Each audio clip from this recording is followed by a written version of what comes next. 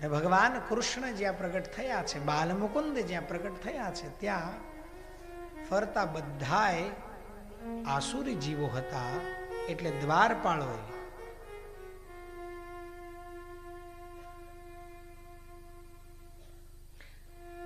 ભગવાનના ધ્વનિને સાંભળ્યો, રુદનને સાંભળ્યું. આમ તો ભગવાન રોયા નથી, પણ આ ભગવાનની માયા છે, આસુરી જીવોને વધારે વ્યાપે.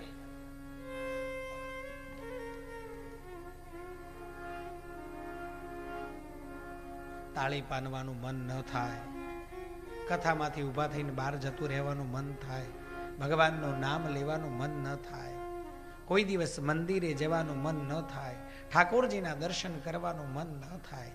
કોઈ ગમે એવડો મોટો સરસ ભગવાનનો પ્રસંગ કરતું હોય તો આ બહાર જ બેઠો હોય. આવા જીવોને શાસ્ત્રકારો આસુરી ગણે છે.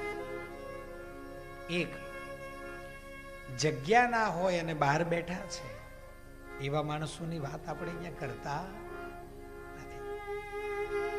પણ જેને ભગવાન પ્રત્યે પ્રેમ નથી, સ્નેહ નથી, હેત નથી, એવા આસુરી જીવો, અને એને આ માયા વધારે વ્યાપે છે. ઘણી કથાઓમાં અમે જઈએ ને એટલે લગભગ માણસો બેઠા હોય, કારણ કે એમને ખબર છે કે આપણે અહીંયા કથા માટે આવ્યા છીએ. પણ ઘણા માણસો બહાર જ બેસતા હોય અને કદાચ કોઈ એવું કહે ને કે ભાઈ અંદર આવીને સંભળાય છે, અહીંયા સંભળાય છે, પણ એને પછી માયા ખેંચે. ભગવાન તરફનું જે આકર્ષણ છે ને એ ઘટતું જાય.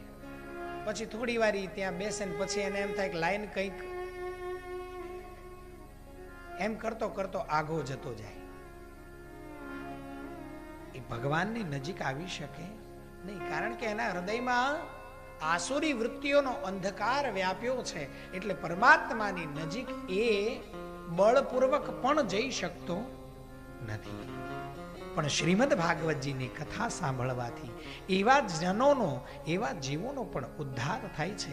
એવા જીવો પણ ભગવાનની નજીક આવીને બેસે છે. વાલા, આ ધરતી ઉપર જે કાંઈ પણ દેખાઈ રહ્યું છે ને એ બધું જ મારા હરિનું છે અને એની જ માયા છે, એની બહાર કંઈ છે નહીં. અને તમારા મારા માનવા ન માનવાથી એને કંઈ ફેર પડતો. એને માનીને જો એના થઈને એની પાસે ને એની નજીક જવા પ્રયત્ન કરશો ને તો એ ક્યારેક બથ ભરશે, એ બોલાવશે, એ જોશે. મોટા ભાગના પ્રસંગોમાં આપણે જઈએ ને એટલે જે મેન વ્યક્તિ હોય, જેનો પ્રસંગ હોય, આપણી એવી ઈચ્છા હોય, અથવા તો કોઈ મોટો વ્યક્તિ હોય, આપણી એવી ઈચ્છા હોય કે આપણી સામું જોવે અને આપણને બોલાવે. પણ કદાચ એ ન જોવે, એ ન બોલે ને તો આપણી ફરજમાં આવે છે કે આપણે સામેથી જઈને એને બોલાવવો જોઈએ.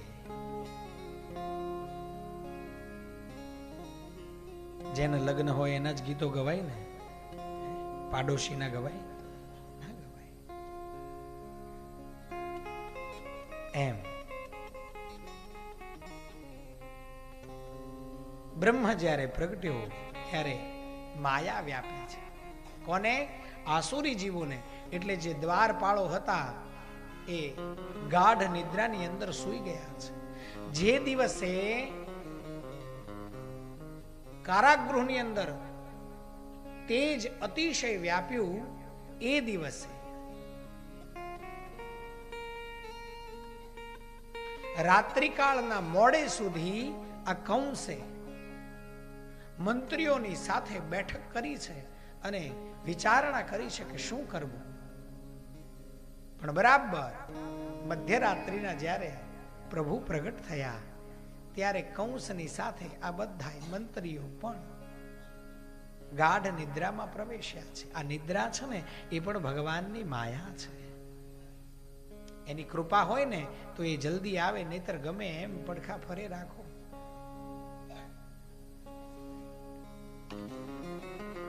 સ્લીપ વેલ નું ગાદલું આપણે લઈ શકીએ, પણ ઊંઘ વેચાતી મળે.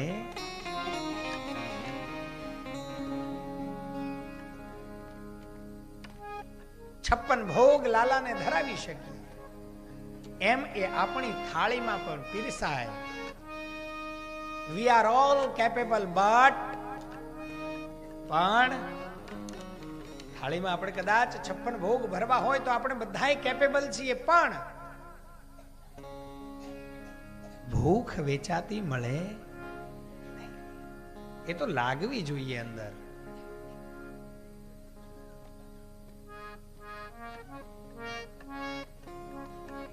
ગઈકાલે જેમ બુંદી ને ગાંઠિયા મીઠા લાગ્યા હતા ને, એમ અમુકે પહેલા નકરા ગાંઠિયા ખાધા, એને એમ થાય કે બુંદી બહુ ગળી હોય, નથી ખાવી. પણ રહેવાનું નહીં. ક્યાં હું તમારી સાથે હતો? મેં ક્યાં જોયું છે? પણ શાસ્ત્રકારોએ આ જીવ વિશે એટલું બધું વર્ણન કર્યું છે શાસ્ત્રોમાં. પણ શાસ્ત્રકારોની સૈદ્ધાંતિક નૈષ્ઠિક જવાબદારી એવી છે કે આ બધાય જીવને આ બધું કરવા થકા અથવા છતાંય વાળી અને ભગવાનની પાસે લાવીને બેસાડે.